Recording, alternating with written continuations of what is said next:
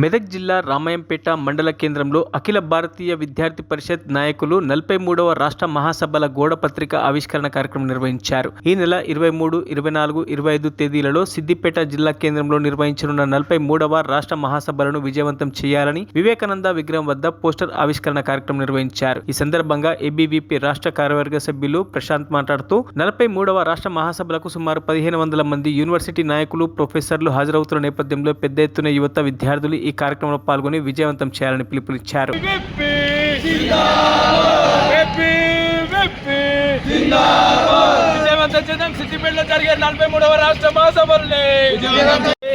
ఈరోజు అఖిల భారతీయ విద్యార్థి పరిషత్ రామాయంపేట శాఖ ఆధ్వర్యంలో రాష్ట్ర మహాసభల యొక్క పోస్టర్ని ఆవిష్కరించడం జరుగుతుంది. సిద్దిపేట జిల్లా కేంద్రంలో ఏబీవీపీ 43వ రాష్ట్ర మహాసభల్ని 23, 24, 25వ తేదీల్లో నిర్వహించుకోవడం జరుగుతూ ఉంది. ఈ రాష్ట్ర మహాసభల్లో విద్యారంగ స్థితిపైన, రాష్ట్ర స్థితిపైన, అలాగే రాష్ట్రంలో జరుగుతున్నటువంటి డ్రగ్స్ మాఫియా పైన చర్చించుకోవడం జరుగుతూ ఉంది. అలాగే ఈ రాష్ట్ర మహాసభల్లో విద్యార్థుల సమస్యలపైన చర్చించుకోవడం జరుగుతుంది.